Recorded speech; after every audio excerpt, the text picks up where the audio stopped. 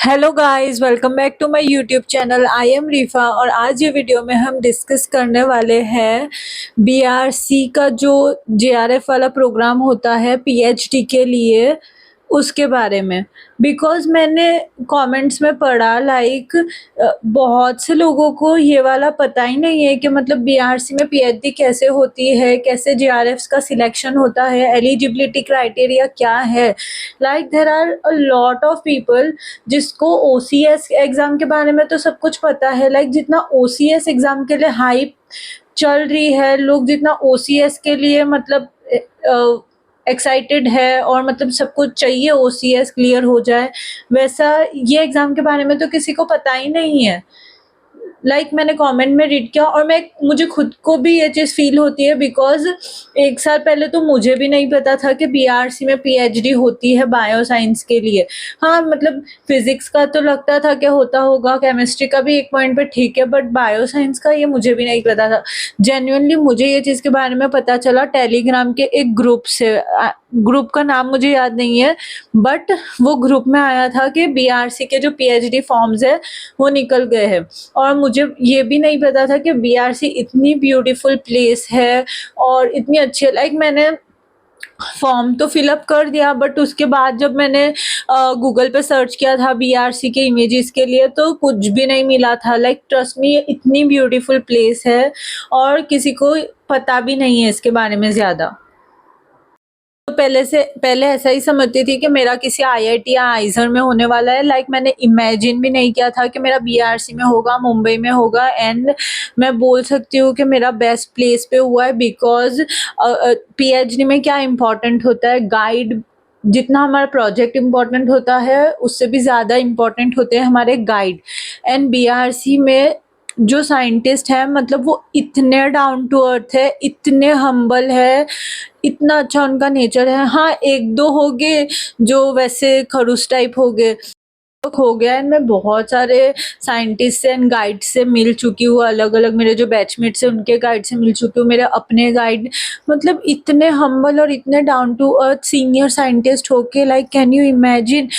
मेरी तबीयत खराब हो गई थी एंड मुझे इंटेस्टाइनल इन्फेक्शन हुआ था। एंड सर ने कॉल करके मेरे से 15 to 20 मिनट्स बात की। उन्होंने बोला रेस्ट लेने के लिए, उन्होंने बोला कि मतलब तुम पीएचडी का जो प्रोजेक्ट है उसके बारे में बिल्कुल भी टेंशन या स्ट्रेस मत लो, वो तो हो जाएगा। पहले अपनी हेल्थ का ध्यान दो, go buy some fruits. And 15 minutes तक उन्होंने मुझे समझाया कि मैं तुम्हारे पेरेंट्स की जगह पे हूँ, तो पहले हेल्थ का ध्यान दो, इतना स्ट्रेस मत लो। कैन यू इमेजिन, इतने अच्छे सर। और बाकी जो दूसरे भी बैचमेट्स हैं उनके भी गाइड मतलब बहुत अच्छे हैं, बहुत हम्बल और बहुत केयरिंग टाइप है। तो मतलब अगर आपको ऐसे गाइड्स चाहिए और मतलब इतनी अच्छी जगह और इतना अच्छा हॉस्टल में पढ़ना है तो डेफिनेटली आपको बीआरसी को कंसिडर करना चाहिए फॉर पीएचडी। तो अभी तो वैसे इसका फॉर्म आउट नहीं हुआ है, नोटिफिकेशन आउट नहीं हुआ है। जब मैंने फॉर्म फिलअप किया था तो मई में निकला था। 19 मई को इसके फॉर्म रिलीज हुए थे। नोटिफिकेशन आता है इसका वेबसाइट पे, जो बीआरसी की वेबसाइट है, brc.government.recruitment.in वाली एक वेबसाइट होती है, वहाँ पे सारी वैकेंसीज आती है। तो यहाँ पे इसका जो नोटिफिकेशन रिलीज होता है वो जैसे जॉब के लिए रिलीज होता है वैसे रिलीज होता है। आईआईटी के जैसे नहीं होता है, ऐसा लिखा नहीं होगा कि पीएचडी के लिए मतलब चाहिए। यहाँ पे जैसे जॉब के लिए रिलीज होता है वैसे रिलीज होगा। जेआरएफ 105 वैकेंसीज रिलीज हुई है, नंबर ऑफ फेलोशिप्स रिलीज हुई है 105 फॉर जेआरएफ। तो ऐसे रिलीज होगा। यहाँ पे ये लोग ऐसे डायरेक्टली फॉर पीएचडी ऐसा नहीं लिखेंगे। 105 फेलोशिप देने वाले हैं वो लोग, ऐसा नोटिफिकेशन रिलीज करेंगे और जो मैंने वेबसाइट बताई है वहीं पे रिलीज होता है। एंड इस बार मैं आप लोग के लिए शॉर्ट बना दूंगी जब भी मतलब नोटिफिकेशन आ जाएगा बीआरसी का रिक्रूटमेंट के लिए, तो मैं आप लोग को शॉर्ट्स में बता दूंगी पीएचडी फॉर्म कब रिलीज हो रहे हैं और अभी मैं आप लोग के साथ मेरे टाइम पे जो रिलीज हुआ था 2025 में 19 में 2025 को जो नोटिफिकेशन आया था, जो पीडीएफ आई थी पीएचडी एडमिशन के लिए, वो आपको स्क्रीन पे शेयर करती हूँ एंड आपको एक्सप्लेन करती हूँ कि क्या है एलिजिबिलिटी क्राइटेरिया एंड कैसे अप्लाई करना होता है और इंटरव्यूज कब होते हैं, रिजल्ट कब आता है, वो सारी चीज़ें मैं आपको अभी स्क्रीन पे वो पीडीएफ शेयर करके एक्सप्लेन करती हूँ, तो आपको बेटर वे में समझ में आएगा। तो जैसा कि आप लोग देख सकते हो, ये पीडीएफ में जो बीआरसी की वैकेंसी निकलती है जेआरएफ पोजीशंस की, तो वो ऐसे निकलती है। लाइक बहुत सारे लोगों को जो कंफ्यूजन था, तो ये जो पीडीएफ है ये मेरा जब इंटरव्यू हुआ था उससे पहले जो वैकेंसी निकली थी, लाइक 19 मई 2025 को लास्ट डेट थी। तो इससे पहले ये निकला था, तो आप लोग भी एक्सपेक्ट कर सकते हो कि अप्रैल तक ये नोटिफिकेशन आ सकता है। मार्च अप्रैल तक ये नोटिफिकेशन को आप एक्सपेक्ट कर सकते हो। अगर जल्दी भी इन केस आ गया तो मैं आप लोग को इन्फॉर्म कर दूंगी मेरे चैनल पे। सो इस तरीके से इसका नोटिफिकेशन आता है, लाइक एडवर्टाइजमेंट नंबर करके आता है। हम लोग के टाइम पे ये था। तो for the selection of junior research fellow, like normal institute में कैसे होता है कि पीएचडी का नोटिफिकेशन आता है ना, यहाँ पे ऐसा पीएचडी नहीं लिखा हुआ होगा। यहाँ पे ये लोग पीएचडी पोजीशन को एज अ जॉब ट्रीट करेंगे, लाइक एज एम्प्लॉय देखेंगे। सो जेआरएफ के लिए वैकेंसीज आएगी एंड लास्ट डेट जैसा मैंने बताया 19 में 2025 था। सो यहाँ पे टोटल 105 फेलोशिप्स निकलती है, जिसमें से ये 3 पार्ट में डिवाइड होगी। एंड अगर 105 है तो 35 लाइफ साइंस के लिए होगी, 35 फिजिकल साइंस के लिए होगी एंड बाकी के 35 केमिकल साइंस के लिए होगी। तो 35 लोगों को ही सिलेक्ट किया जाएगा हर एक सब्जेक्ट में। Then applications are invited for the student for the award of junior research fellowship at this center. जो भी सिलेक्ट होगा वो पीएचडी कर सकता है एचबीएनआई के थ्रू। तो फिजिकल साइंस का दिया हुआ है, chemical science and life science, ये सारे प्रोजेक्ट्स के टॉपिक है। तो देख लो आपका क्या इंटरेस्ट है। लाइक मेरा तो कैंसर बायोलॉजी था और मुझे इसमें मिल गया है। आपके रैंक के हिसाब से आपको प्रोजेक्ट मिलेगा। लाइक जिसका फर्स्ट रैंक है उसको चॉइस मिलेगी पूरे के पूरे 35 या 34 जितने भी प्रोजेक्ट्स है उसमें से। सेकंड को ऑप्शंस कम हो जाएंगे, लाइक 33 34 हो गए। थर्ड को और कम हो जाएंगे। रैंक के हिसाब से आपको प्रोजेक्ट मिलेगा। ये सारे प्रोजेक्ट के टॉपिक्स है कि किस टॉपिक पे प्रोजेक्ट हो सकता है। लिमिट की बात करें तो एज लिमिट भी ये लोग सेट करके रखते हैं। मतलब आपकी एज होनी चाहिए लेस देन 28 ईयर्स। ये हम लोग के टाइम पे था, मतलब 1 साल पहले आप लोग समझ सकते हो। तो 1 साल पहले का दिया है, इससे आपको आइडिया लग जाएगा अगर आपको यहाँ पे एडमिशन लेना है तो। मतलब 28 ईयर से कम आपकी एज होनी चाहिए। देन एज रिलैक्सेशन दिया जाता है ओबीसी क्लास को, एससी एसटी पीडब्ल्यूडी, ये सारे लोगों को रिलैक्सेशन मिलेगा। एंड यहाँ पे दिया है कि एसएससी सर्टिफिकेट या बर्थ सर्टिफिकेट को ही वो लोग proof of date of birth की तरह लेंगे और दूसरा कुछ वो लोग नहीं एंटरटेन करेंगे। अगर हम एलिजिबिलिटी क्राइटेरिया की बात करें तो जो कैंडिडेट होगा उसका कंसिस्टेंटली गुड एकेडमिक रिकॉर्ड होना चाहिए, अच्छे रिजल्ट्स होने चाहिए कंसिस्टेंटली। यहाँ पे दिया गया है, अगर हम एलिजिबिलिटी क्राइटेरिया की बात करें तो वो कैंडिडेट सिलेक्ट हो गए जिसका कंसिस्टेंटली गुड एकेडमिक रिकॉर्ड है। सिर्फ वही कैंडिडेट को सिलेक्ट किया जाएगा जिसके पास कोई भी टाइप की फेलोशिप होगी, कोई भी टाइप की फेलोशिप होगी, उसी को सिलेक्ट किया जाएगा। फिर चाहे वो कोई भी फेलोशिप हो, जैसे सीएसआर की फेलोशिप है या फिर आईसीएमआर, डीबीटी, जेआरएफ। गेट अगर है तो गेट में अच्छा स्कोर होना चाहिए, सिर्फ ऐसा नहीं होना चाहिए कि गेट क्वालिफाई किया है, एक अच्छा स्कोर होना चाहिए। जेजीबील जो होगा तो भी चलेगा, जेस्ट स्कोर। देन तो ये है eligibility criteria and application will be scrutinized and suitability of the candidate will be decided on their academic performance and qualification of exam. मतलब आपका एक गुड एकेडमिक रिकॉर्ड होना चाहिए। मतलब आपका जो बीएससी एमएससी में जो रिजल्ट है वो देखा जाएगा, 10th 12th देखा जाएगा, और डिसाइड किया जाएगा। एक तो ये एलिजिबिलिटी क्राइटेरिया है, दूसरा एलिजिबिलिटी क्राइटेरिया है कि आपके पास एक वैलिड फेलोशिप होनी चाहिए, फिर चाहे वो इसमें से कोई भी एग्जाम की हो। और अगर गेट है तो गेट में एक अच्छा स्कोर होना चाहिए, ऐसा नहीं कि आप सिर्फ गेट क्वालिफाइड हो, एक अच्छा स्कोर होना चाहिए। Candidate should have secured minimum 60% of aggregate, मतलब अगर आपका बीएससी है तो बीएससी में मिनिमम 60% होना चाहिए, और एमएससी है तो मिनिमम 55% होना चाहिए from a recognised university. Candidate should clearly indicate the detail of the above qualifying exam and it should be valid, और वो आपका जो फेलोशिप अगर है तो वो वैलिड होना चाहिए। ये डेट वो लोग आपका जो 2026 का नोटिफिकेशन आएगा तो वहां पे वो लोग एक डेट दे देंगे और बताएंगे कि ये डेट तक ये वैलिड होना चाहिए। और प्रूफ देना होगा डॉक्यूमेंट वेरिफिकेशन एंड इंटरव्यू के टाइम पे कि हाँ आपके पास वैलिड फेलोशिप है। और ये सारे एलिजिबिलिटी क्राइटेरिया है। कैंडिडेट जिसने 5 years इंटीग्रेटेड एमएससी की है तो उसको 55% होना चाहिए। Then 4 year and 8 semester BSc की है तो 75% एग्रीग्रेड में होना चाहिए। सो ये एलिजिबिलिटी क्राइटेरिया है। Candidate those who have completed but awaiting the final result of master में ऑल्सो अप्लाई, जिसका रिजल्ट अवेटेड है वो भी अप्लाई कर सकते हैं। Candidate those who have completed but awaiting the final result of 5 year integrated में also apply, लाइक ये सारा एलिजिबिलिटी क्राइटेरिया है जो आप वीडियो को पॉज करके देख सकते हो और समझ सकते हो कि आप एलिजिबल हो या नहीं हो। All the relevant certificate should be submitted at the time of joining centre, जैसे ही आपको वो लोग इंटरव्यू के लिए बुलाएंगे तो आपका डॉक्यूमेंट वेरिफिकेशन होगा, और डॉक्यूमेंट वेरिफिकेशन जो होगा वो बहुत ही स्ट्रिक्ट वे में होने वाला है, बहुत ही ज्यादा स्ट्रिक्ट होगा, ये समझ जाओ। आपको सारे के सारे डॉक्यूमेंट्स ओरिजिनल दिखाने पड़ेंगे, प्लस आपको फोटो कॉपीज लानी पड़ेगी। एंड फोटो कॉपीज तो आप सबमिट कर दोगे, हर एक फोटो कॉपी पे सेल्फ अटेस्टेड करके साइन करनी होगी। इसके अलावा एक और फॉर्म दिया जाएगा जिसमें आपको टिक मार्क करना पड़ेगा, येस और नो बताना पड़ेगा आपने कौन से फॉर्म्स दिए हैं।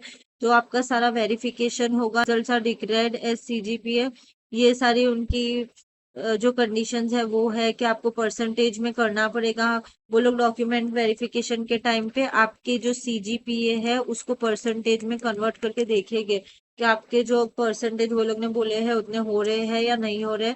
एंड स्पेसिफिकली वो आपको फॉर्मूला पूछेंगे, क्या फॉर्मूला है इसको कन्वर्ट करने की। लाइक यूजुअली ये जो फॉर्मूला होती है ये मार्कशीट पे दी गई होती है, तो मार्कशीट पे आप चेक करोगे तो हो सकता है ये फॉर्मूला आपको मिलेगी, एंड वो फॉर्मूला से वो वहीं पे डॉक्यूमेंट वेरिफिकेशन के टाइम पे कन्वर्ट करेंगे एंड देखेंगे कि आपके कितने परसेंटेज है। लाइक मेरे कन्वर्ट किए थे और देखे गए थे। देन एमएससी और MSc integrated BS 4 year is eligible qualification with following subject, तो ये है candidate with masters integrated with specialise, ये एलिजिबिलिटी ये नहीं है एलिजिबल, सो ये आप देख लेना, पॉज करके आप रीड कर लो, आपको समझ आ जाएगा। सिलेक्शन प्रोसीजर क्या होगा, जो कैंडिडेट होगा वो शॉर्टलिस्ट होगा इंटरव्यू के लिए based on the score obtain in national level exam and academic performance. तो 2 लेवल पे वो लोग आपको देखेंगे इंटरव्यू में बुलाने से पहले, एक तो होगा आपका फेलोशिप में क्या स्कोर है एंड दूसरा होगा आपका एकेडमिक रिकॉर्ड कैसा है।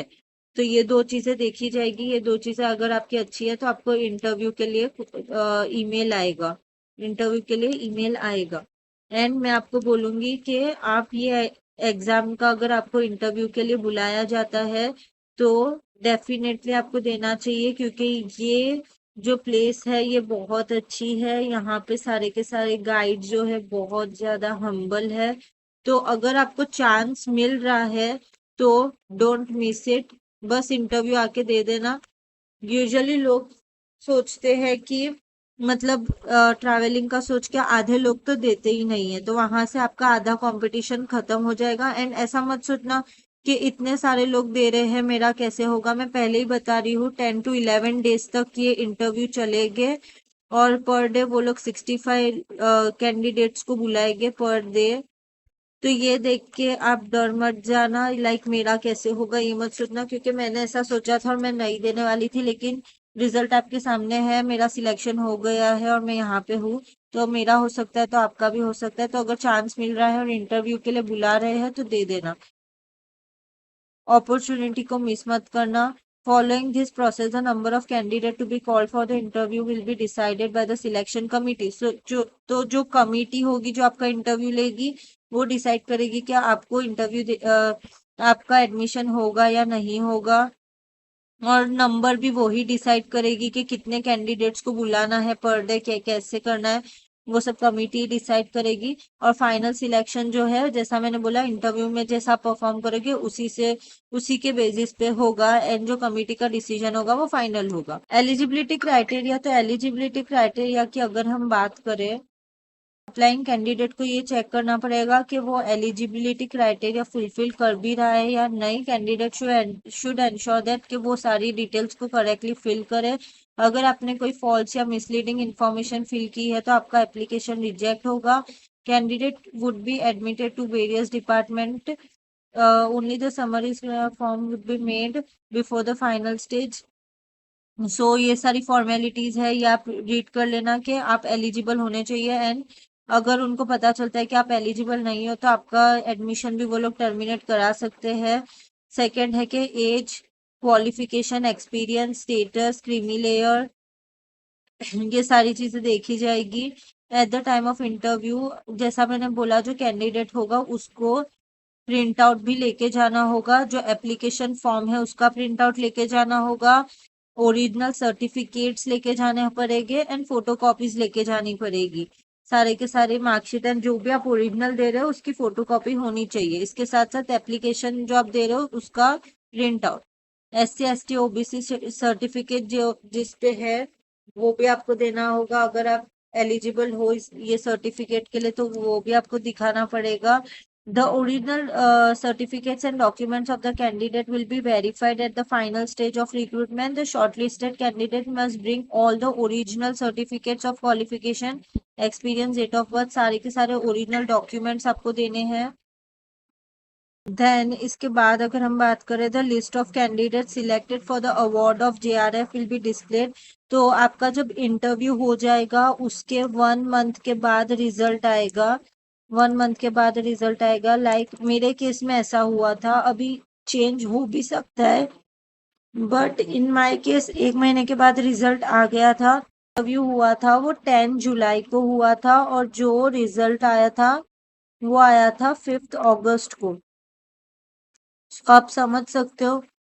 और जो लास्ट इंटरव्यू था, लाइक 7 जुलाई से लेके 16 जुलाई तक इंटरव्यू चले थे। मतलब विद इन 1 मंथ आप एक्सपेक्ट कर सकते हो रिजल्ट को।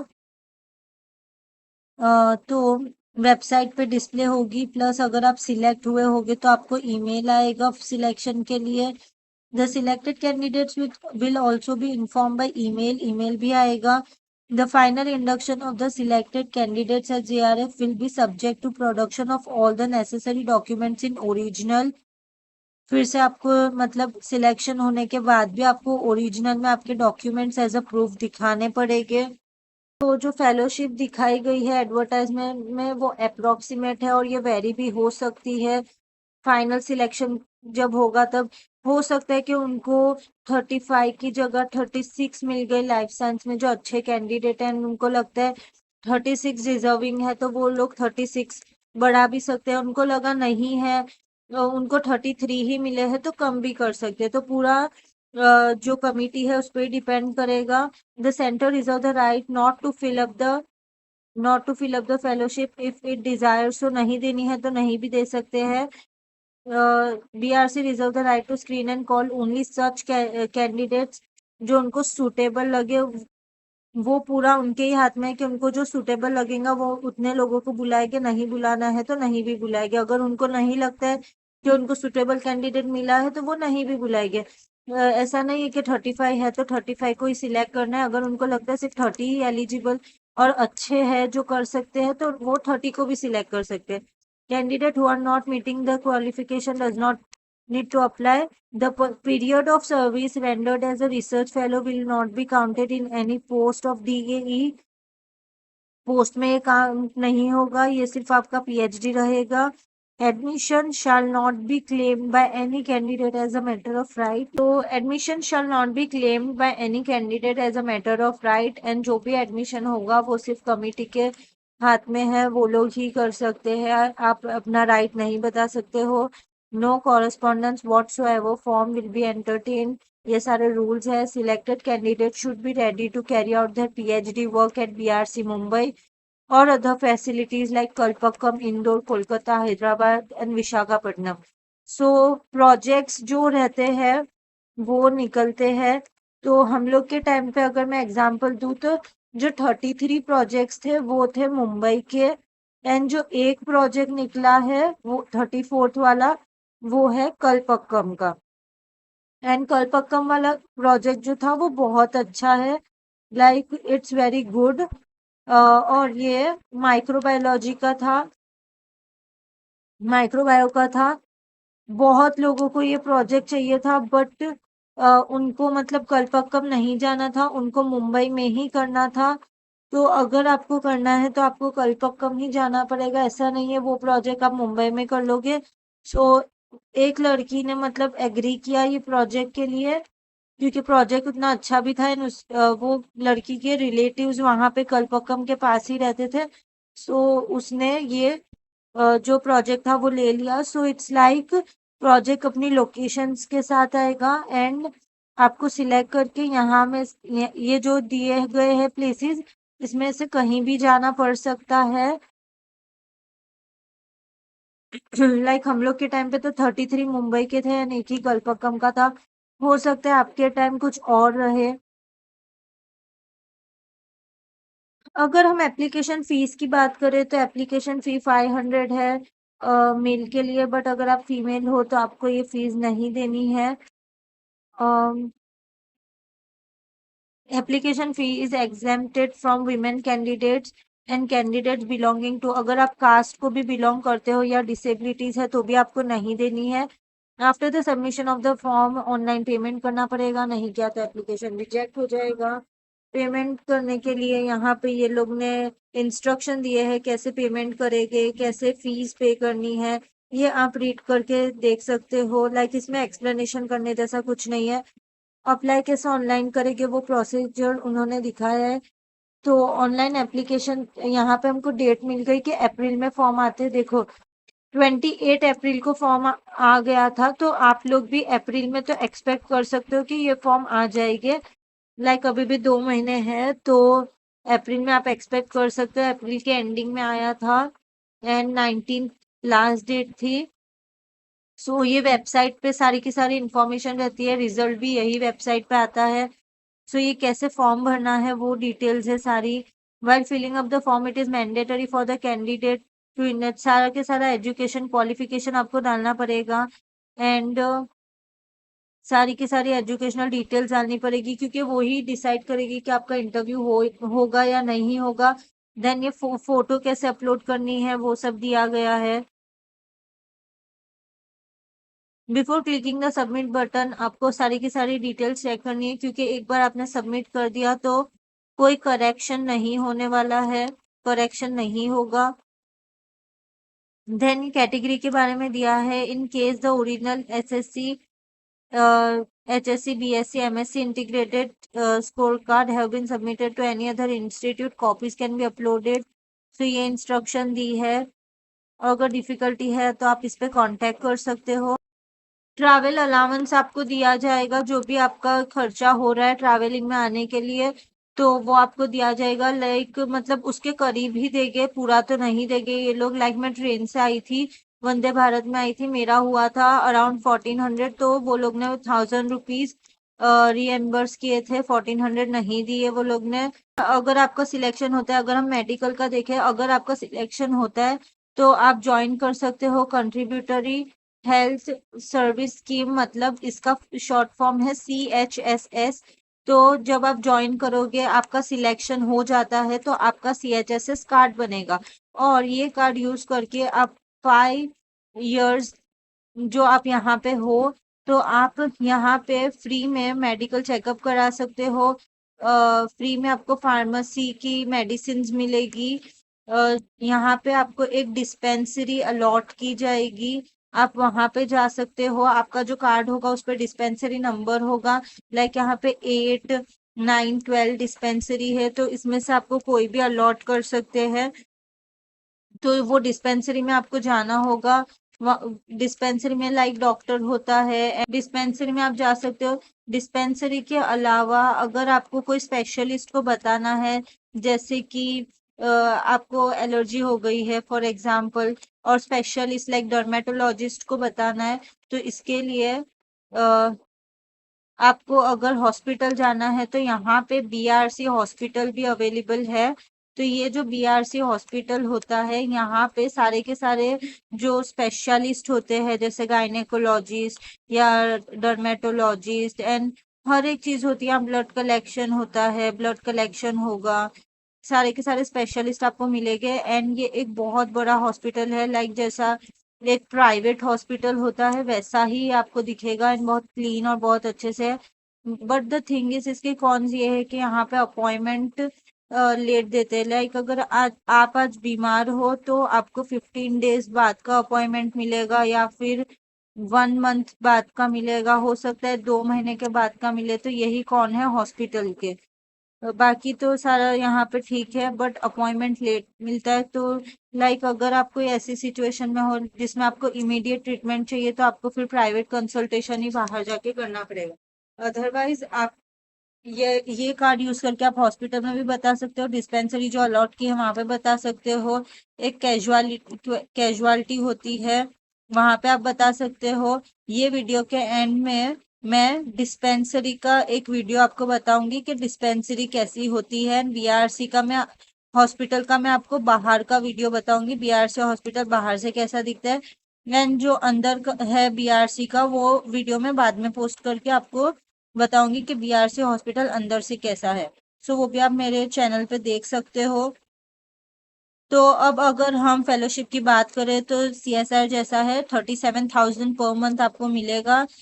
और फिर 2 साल के बाद आप एसआरएफ हो जाओगे तो 42 हो जाएगा आपका।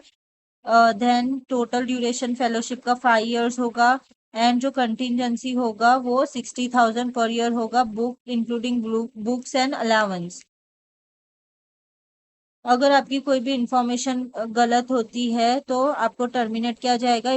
और आपकी परफॉर्मेंस भी उनको अगर अच्छी नहीं लगती है, लाइक आप अच्छे से अपना परफॉर्म नहीं कर रहे हो, 100% नहीं दे रहे हो, आपके रिजल्ट्स अच्छे नहीं आ रहे हैं, तो आपको वो कभी भी टर्मिनेट कर सकते हैं, फेलोशिप को टर्मिनेट कर सकते हैं।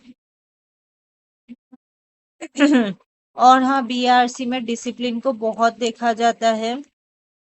आप डिसिप्लिन हो या नहीं हो, तो डिसिप्लिन में रहना भी इम्पोर्टेंट होता है। अगर कोई भी स्टूडेंट वायलेट करता है ये सारे रूल्स को, तो प्रॉब्लम हो सकती है। अकोमोडेशन, जो भी कैंडिडेट सिलेक्ट होता है उसको हॉस्टल अकोमोडेशन दिया जाएगा। And PhD programme being a residential programme, तो आपको हॉस्टल में ही रहना पड़ेगा। एट स्टेशन जहाँ पे हॉस्टल अकोमोडेशन अलाउड नहीं दे पा रहे हैं वो लोग हॉस्टल, तो आपको हाउस रेंट अलाउंस मिलेगा 30% of the fellowship. Like Mumbai, जो भी सिटी में आपका होता है, लाइक इंदौर में हो रहा है, कलपक्कम में हो रहा है। और अगर बीआरसी की तरफ से आपको हॉस्टल अकोमोडेशन नहीं है तो वो लोग आपको एचआरए देंगे। अगर हॉस्टल अकोमोडेशन नहीं है तो एचआरए मिलेगा, लेकिन अगर हॉस्टल अकोमोडेशन ले रहे हो तो एचआरए नहीं मिलेगा। जैसे मेरे केस में मैंने हॉस्टल लिया है तो मुझे एचआरए नहीं मिलता है।